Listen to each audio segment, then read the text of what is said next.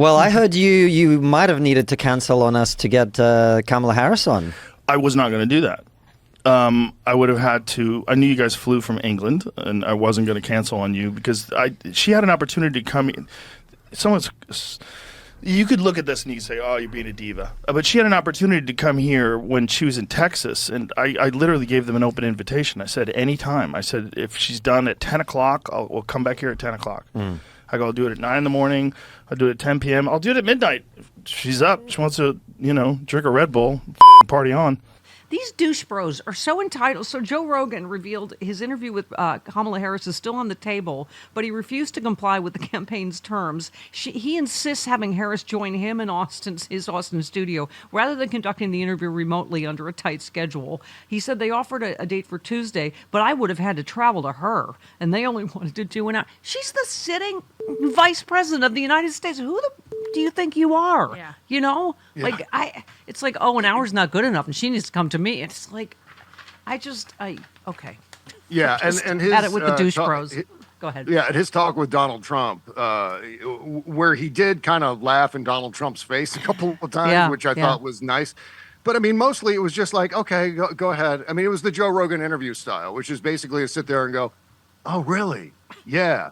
Okay. Yeah. Really. And by the way, bring that up on the screen. Can we fact check that? Oh, I don't know. And by the way, fine. speaking of which, Mark Maron's one of the best interviewers out there. He and I have history. Yes, you do. Yes, you do. Ever since our show replaced his, he had some feelings he was about a little that. prickly about that. No. But we He's kissed been him on the show though. But we kissed and made up, and he came and did Happy Hour. But I told him that I think he's one of the best interviewers out there, and and good for him for what he's saying, because it's.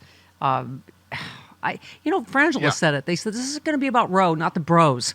They keep trying to. Yeah. Well, I mean, this is something I've been yelling about on my show for some time now. They even lost Megyn Kelly, by the way. They did. She was very how upset. douche brotastic. Yeah. She has a sad. Briefly. She's going to go back to that. Go ahead. There's this thing that stand-up comics do, and this also segues with Joe Rogan as well, where they're telling this same joke over and over again. I'm talking about the anti-woke wing of the stand-up comic community.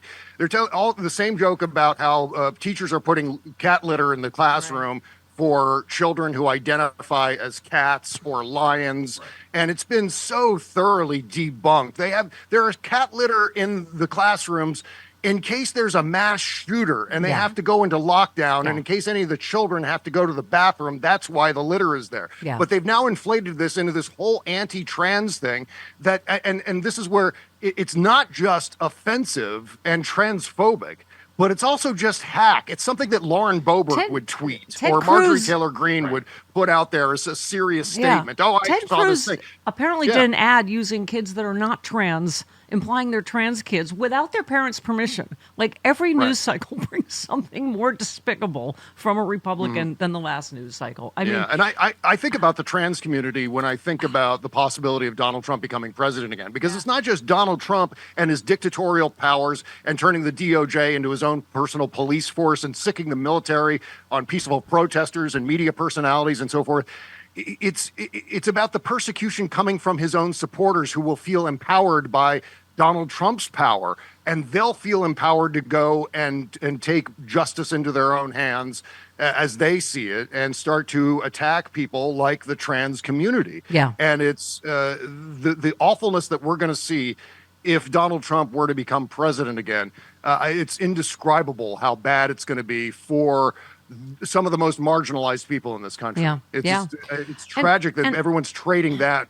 Some people are trading that because of the price of bacon, also, for God's sake. Can I say this douche bro, bullying, alpha male whole theme we have going on? You retweeted Emily, who said, "I'm confused about a MAGA term. As far as I can tell, alpha male means whiny bitch. Is that right?" You just said correct. That's exactly right. I mean, how? Is in One of what the biggest universe scams is Donald Trump manly? Yeah. Well, one of the biggest scams he's ever pulled is convincing it was 75 million people that he's a strong alpha manly man. He's the macho man. And he's not. Everything about him indicates small, whiny, aggrieved, just, this list of adjectives goes on and on and on to describe how unmasculine he actually is. I mean, from the kabuki makeup all the way down to just everything about him. Jimmy Kimmel was talking about that awkward kiss between him and Melania at the Madison Square Garden. He said, "Oh, it's the special chemistry between two people trying not to smear each other's bronzer." Yes, that's right.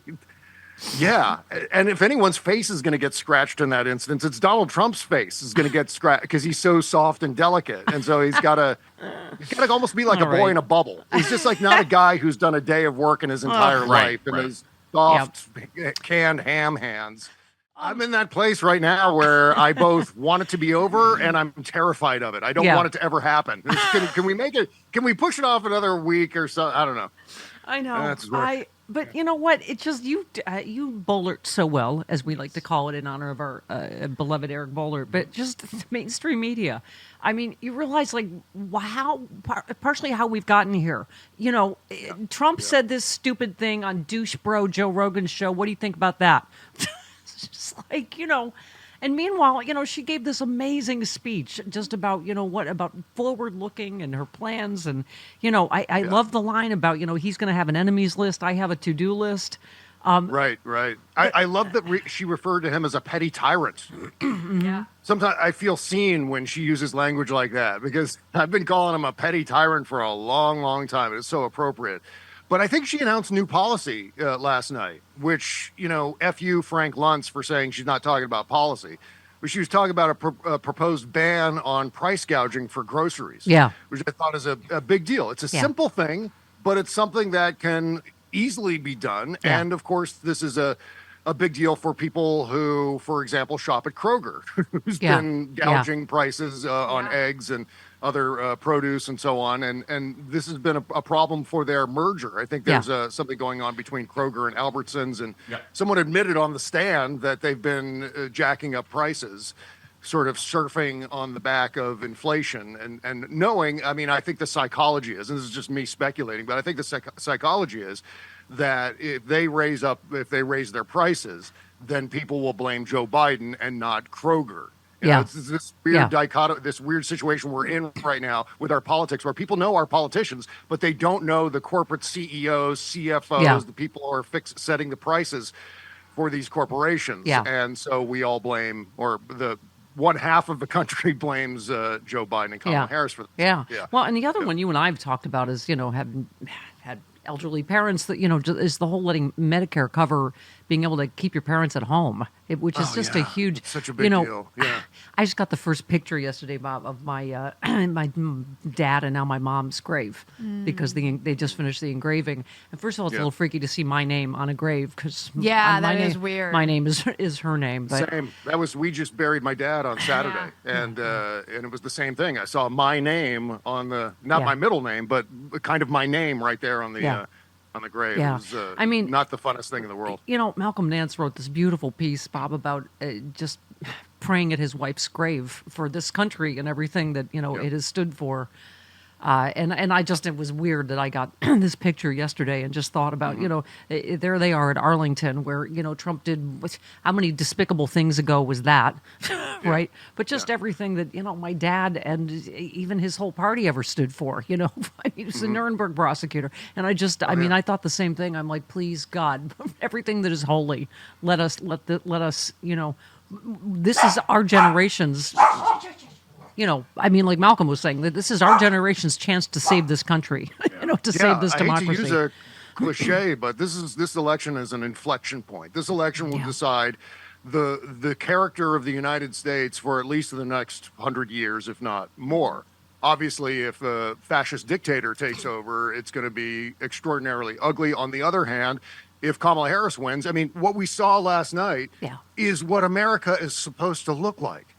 It's we are literally choosing between that or Madison Square Garden. I mean, it is either love or hate. The contrast what do we stand couldn't for? Be more distinct between these two candidates, and this is really going to decide what Americans want America to be. Do we want it to be this awfulness, ugliness, fascism, fear, hatred, mass deportations, and economic collapse, just perpetual ugliness? And if anyone thinks he's going to leave after 4 years, they're sadly mistaken. So it's going to be at least 4 years. We got to speak in terms of 4+ years with this guy. Or do we have a president who represents all the people, who draws coalitions across the aisle, and is able to bring out the best in our character, in our national character, set a tone for the future of this country that is so important, especially knowing the amount of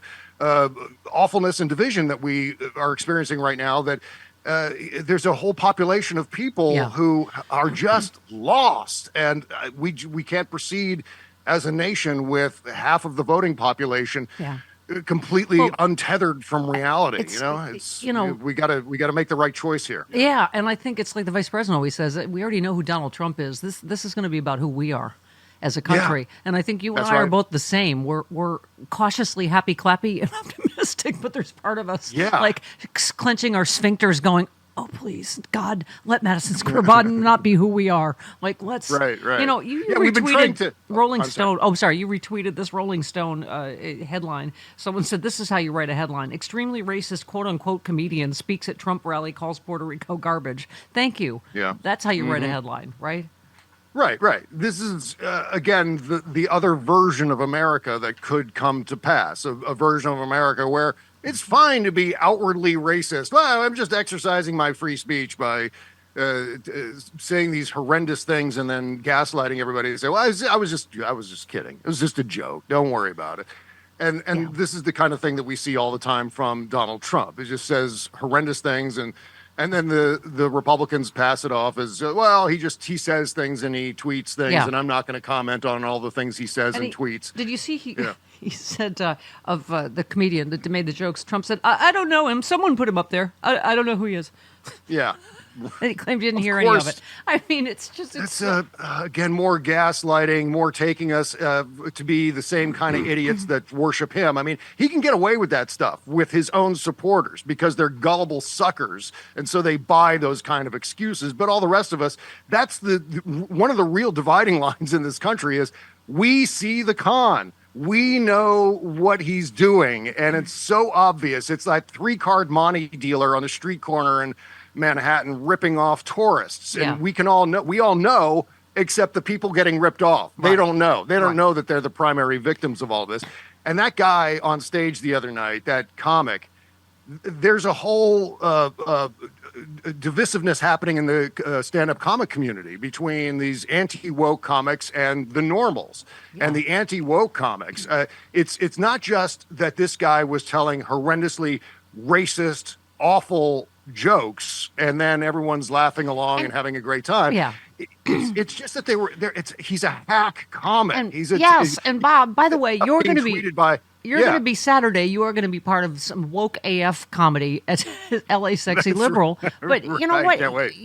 We've all been to Sexy Liberal shows. They're not like, they're all like, politically correct. I mean, they're outrageous and hilarious and filthy, and it's just this whole like, you woke, meaning like, we're somehow like no sense of humor. And just because you're not sexist and racist and gross, despicable toward people that aren't like you, you retweeted. Well, a Sexy Liberal show is a punch down free zone. There's no punching down that happens at a Sexy Liberal show or at one of John Fugelsang's stand-up shows or at one of Hal's stand-up shows. That's not, or Frangela, they're not punching down. Yeah. They're trying to lift people up, and that's the big difference here. Yeah, but it's still hilarious and outrageous. It's not just this whole thing. And good for Mark Maron. You retweeted the Variety headline. Mark Maron calls out comedians who joke around with white supremacists and fascists on their podcast, and he said all it does is normalize fascism.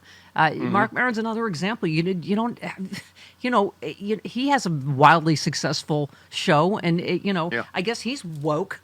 It's just he is, and he is such an inspiration. I mean, that podcast is must listening, and because he's not only been interviewing celebrity guests and so forth, but he's had some incredibly insightful guests to talk about where we find ourselves culturally. People like Cliff Nesteroff. We did a recent interview with John Oliver that was outstanding along those lines. So he's been fighting the good fight, and he's not alone. Our friend Jen Kirkman, Andy Kindler, they've both been pushing back against these anti-woke comics. Jimmy for Kimmel some and time Stephen now. Colbert are two of the funniest people out there. Hey all, Glenn Kirshner here. I hope you'll join me on my new audio podcast, Justice Matters.